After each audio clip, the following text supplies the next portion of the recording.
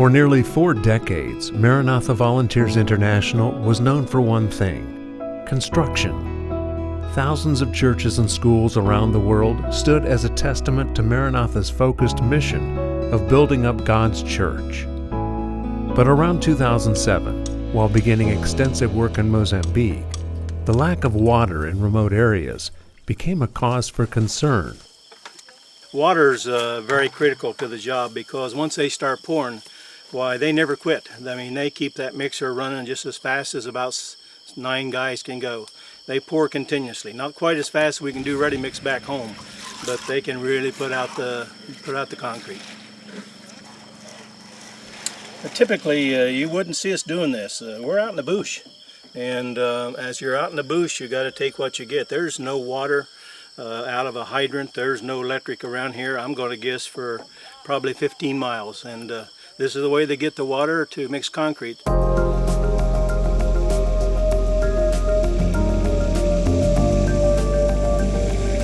The need for accessible water at the construction site was a massive challenge for Maranatha.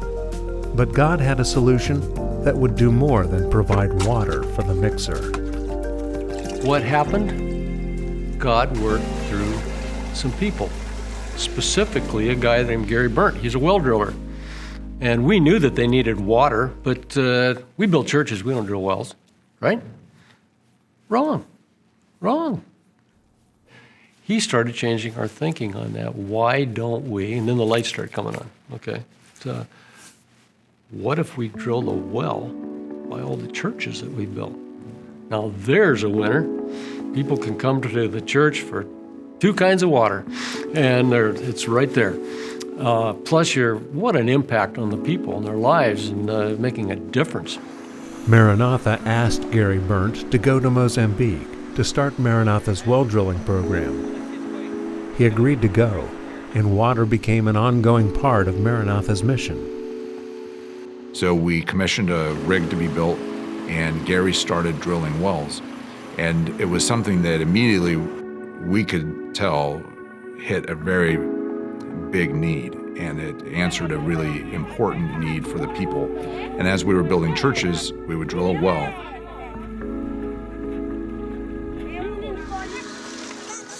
Adding water to what Maranatha does, the churches and the schools, has a unique impact, which is multiple. When we started putting water wells, the women had so much additional time that they said, hey, I should learn how to read and write. Let's go to the place called a church. Let's learn there. They have these books. They're called Bibles. Let's learn how to do that. And many places, they got chalkboards, and they learned. It's really cool to be there when they actually write their name for the first time. So there is how, in a very physical way, it changes people's lives. They have more time. Their health is improved. Now let's talk on a spiritual level. If all of a sudden you're in a village where you have grown up for generations having to walk and get water, and this new building comes in, something called a church, from a group called Seventh-day Adventists, and now there's a well, and they provide you water free, because you could buy it, but you can't afford it. Now it's free.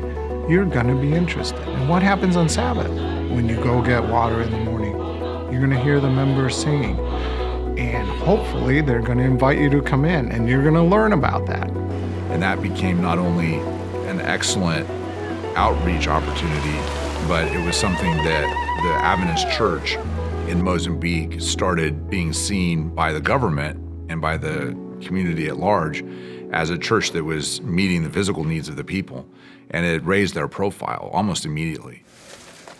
When Maranatha started working in Mozambique, it was responding to a need for churches and schools.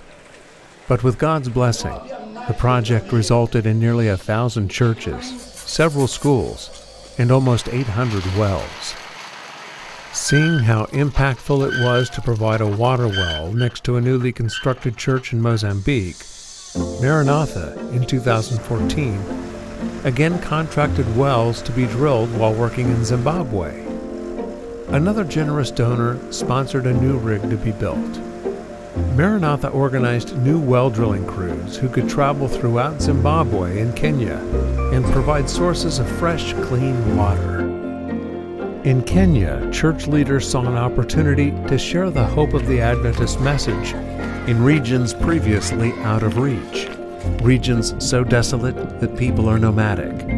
Rainfall in these areas are sometimes limited to a couple inches a year, so people move, following the water.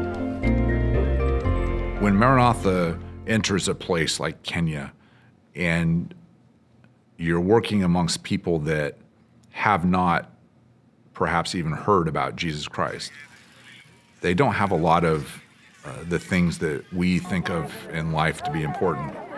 They live a pretty simple lifestyle, but when you want to talk to them about Jesus Christ, if you haven't helped them to meet some of the basic human needs that they have, like clean water, it's harder to reach them.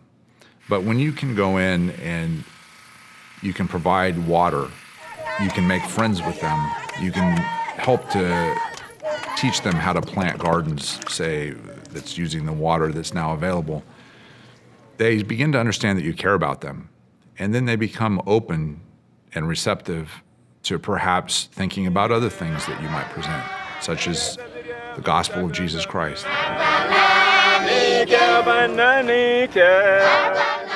For example, Kenya, I can remember talking to a pastor there.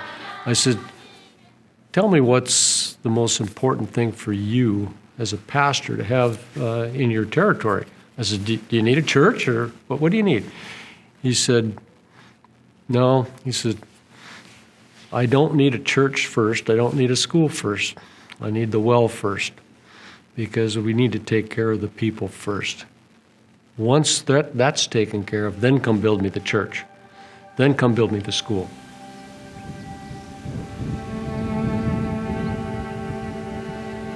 We were involved in a project in Kenya in a village called Chumbieri. The reason we went there is we were going to put a one-day church building. Well, we went there. This place is so desolate. I kid you not. It is so dry. Over time, we promised them a well, and they have a well. About a year later, after the well was drilled, we went there. The little children whose skin, if you pressed it tight, would hardly bounce back because of lack of water. They're running around, their eyes are bright. They're connecting, they're laughing instead of just dragging. Unbelievable. You would not think you're in the same town. All of a sudden, there are hundreds of goats and they're competing with the people to get water. There's one lady in particular. She is mom of a number of kids there, and she said, you have no idea what this water means. And then she proceeded to say, water for us is life. Water is opportunity. And then she says, if you have water, you can go anywhere. You can be anything. So when I'm sitting there watching this, you go, she's right. You know, here in the Western world, we think, oh, you know, I can figure it out. I've got access to education, I've got friends, I can break out of whatever cycle I'm in. In a place like that in Kenya, you really can't. You can't break out if your whole life is spent just surviving. And how can you move from that to believing in this wonderful creator that made you and gives you hope? I mean, that's a big leap. But all of a sudden, you have water, your physical need is met, you can actually think about something else. Yes, you can go anywhere. You can be anything if you have water. Maranatha has expanded its well drilling operations to include remote areas of India, Brazil, and Zambia. And with all of our wells, the water is free to anyone in the community. In just over a decade, we have been able to provide water in more than 1,000 communities. And with your support and prayers, we have established new relationships that lead to Jesus, the wellspring of life.